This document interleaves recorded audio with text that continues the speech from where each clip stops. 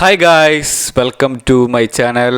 നമ്മൾ ആദ്യമായിട്ട് നമ്മുടെ ചാനലിൽ റിയാക്ഷൻ വീഡിയോ ചെയ്യാൻ പോവാണ്.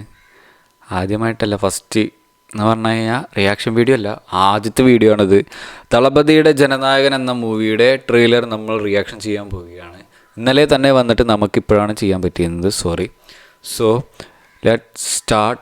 അപ്പോൾ ഇതിൽ കേന്ദ്ര കഥാപാത്രങ്ങളായി അഭിനയിച്ചിരിക്കുന്നത് ദളപതി വിജയ്, പൂജ ഹെഗ്ഡെ, അമിതാഭ് ബൈജു, ബോബി ഡിയോൾ എന്നിവരാണ്. ഇപ്പോൾ പ്രകാശ് രാജ് അതിലുണ്ടെന്ന് പറഞ്ഞു. അപ്പോൾ നമുക്ക് ഒന്ന് കണ്ടു നോക്കാം എങ്ങനെയുണ്ട് ആ ഒരു മൂവിയുടെ ട്രെയിലർ എന്ന്. Okay, let's start.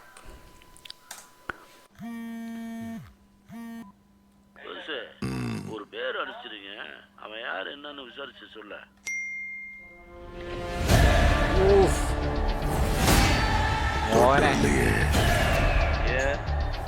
சம்பவம் பண்றவனு கேள்விப்பட்டிருப்ப, அதுல ரெக்கார்டு வைக்கிறவனு கேள்விப்பட்டிருக்கியா?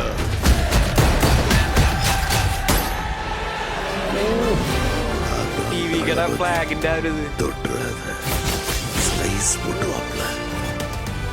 அத்தனை பேரை போட்டு அடிச்சியே, நீ சூப்பர்மேனா? நான் சாதா மேன் தான் பேபி. அதை செய்கிற சம்பவம்லாம் சூப்பராக இருக்கும்னு சொல்லுவாங்க. பொண்ணுங்களுக்கு பயம் இருக்கக்கூடாது சார். விஜய புலி மாதிரி வளர்க்கும். கமான். இந்த வருஷமாவது ஆர்மி அப்ளிகேஷன்ல ஒழுங்கா கையெழுத்து போடுமா? ഇത് ഭഗവതി കേസരിയുടെ പോലെ என் பொண்ணை தொட சொன்னவன் யாரு? ഇത് റീമേക്ക് അല്ല പറഞ്ഞിട്ട്. Come, let's play a game.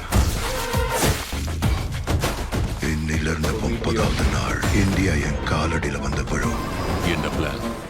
OEM அழிவு.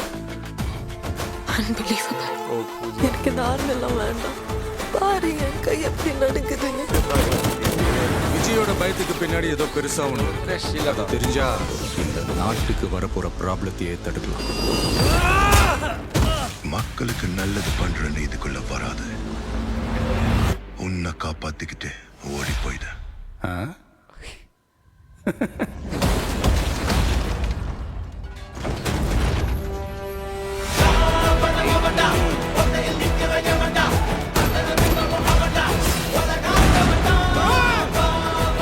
மொத்த ஐயோக்கியனுங்களும் ஒன்றா நிற்கிறாங்க.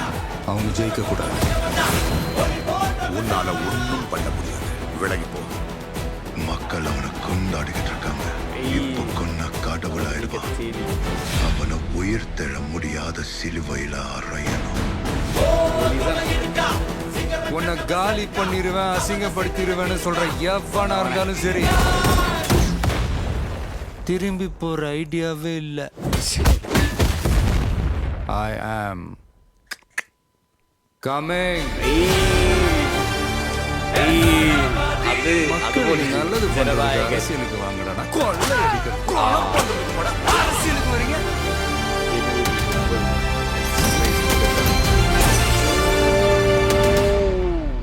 ഇനി വരുമ്പത് മോനെ ജനനായകൻ്റെ ട്രെയിലറാണ് നമ്മളിപ്പോൾ കണ്ടത്.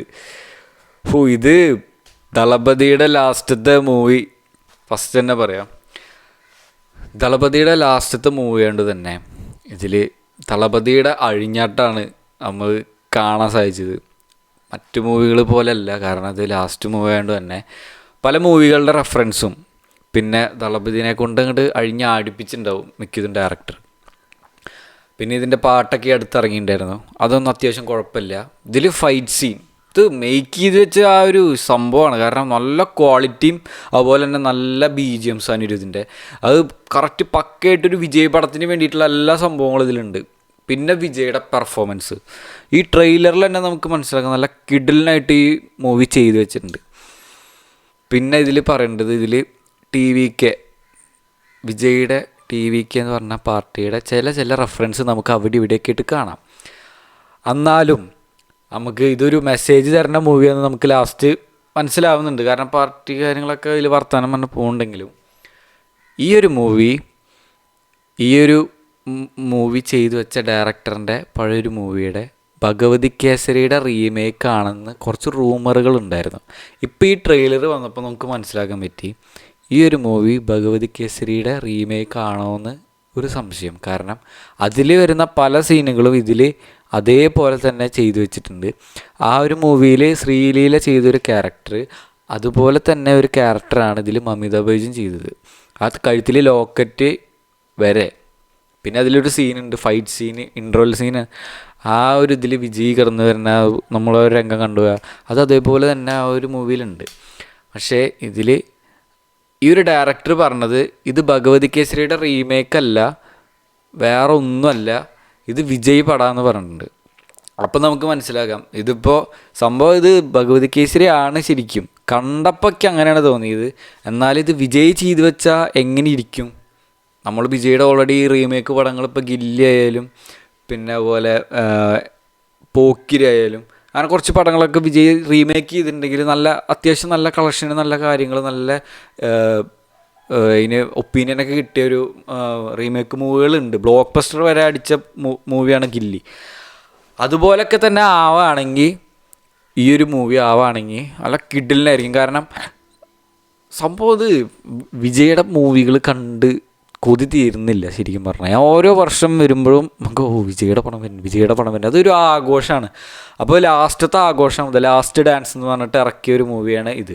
ഈ ഒരു മൂവിക്ക് ഓൾറെഡി ഇത് അവസാനം പടാന്ന് പറഞ്ഞിട്ടുള്ളൊരു സീലുള്ളതുകൊണ്ട് പുള്ളിക്കാരൻ ഇത് പാർട്ടിയിൽ പോകണമായതുകൊണ്ട് തന്നെ ഈ പടം എല്ലാ ഓഡിയൻസിനും കണക്റ്റ് ആവും. കാരണം ഇത് പാർട്ടി ബേസ് ആയിട്ട് ചെറുതായി കണക്ട് ചെയ്യുന്നുണ്ട്. അപ്പോൾ പുള്ളിയുടെ വല്ല തോട്ടുകളോ മറ്റു കാര്യങ്ങളൊക്കെ ഇതിലൂടെ ചിലപ്പോൾ കാണിക്കാം, ജനങ്ങളെങ്ങനെ ഇത് ചെയ്യണം അങ്ങനെ കാണിക്കാം.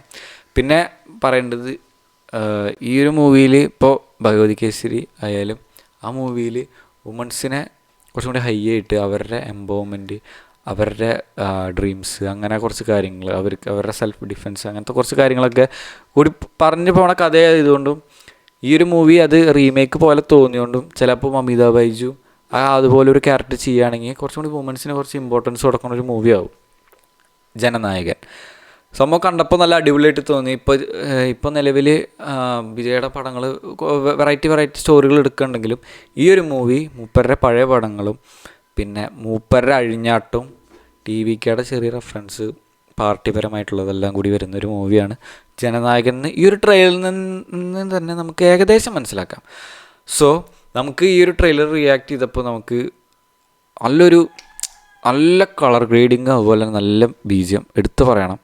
കാരണം നല്ല ക്വാളിറ്റിയിൽ അത് ചെയ്തിട്ടുണ്ട്. നല്ല മേക്കിങ്, നല്ല സീനുകൾ, പിന്നെ അതുപോലെ നല്ല എന്താ പറയുക നല്ല ഫൈറ്റ് സീനുകൾ. ഒരു ഫൈറ്റ് സീൻ തന്നെ എടുത്തു നോക്കുകയാണെങ്കിൽ ഒരു 4-5 കൂടുതൽ നിൽക്കില്ല, അതിൻ്റെ കൂടുതലും പോകും. കാരണം ഇതിൽ കുറേ അധികം ഫൈറ്റ് സീനുകൾ കാണാം. ഇപ്പോൾ അത് വിജയ് പടം എന്ന് പറഞ്ഞാൽ ഫൈറ്റ് സീൻ ഇല്ലാതെ എന്ത് വിജയ് പടം, അത്ര വിചാരിച്ചാൽ മതി. പോയി കണ്ട് എൻജോയ് ചെയ്യാൻ പറ്റുന്ന നല്ലൊരു കിടിലം പടമായിരിക്കണം ഈ ഒരു പടം, അത്രേ ഞാൻ ആഗ്രഹിക്കുന്നുള്ളൂ. സംഭവം ഇതിൽ എന്തൊരു സംഭവം ഉണ്ട്. കാരണം നമുക്ക് ലാസ്റ്റൊക്കെ നമുക്ക് AI റോബോട്ട് ആയിട്ട് വരുന്ന ഒരു ഫൈറ്റ് സീന് കാര്യങ്ങളൊക്കെ ഉണ്ട്. അപ്പോൾ അതൊക്കെ ഒന്ന് വെറൈറ്റി ആയിട്ടിരിക്കും. സംഭവം നല്ല കിടിലൻ ട്രെയിലറായിരുന്നു. എനിക്ക് ഭയങ്കര രീതിയിൽ ഇഷ്ടപ്പെട്ടു. ഞാനും വെയിറ്റിംഗ് ആണ് ജനുവരി 9 ജനനായകൻ കാണാൻ. അപ്പോൾ ജനുവരി 9 നമുക്ക് കാണാം. അപ്പോൾ അതുവരേക്കും എൻ്റെ ചാനൽ സബ്സ്ക്രൈബ് ചെയ്യുക, ലൈക്ക് ചെയ്യുക, ബെല്ലൈക്കൺ അമർത്തുക. ഇനിയൊരു പുതിയൊരു വീഡിയോയിൽ കാണുന്നവരെ ഓക്കെ, ബൈ.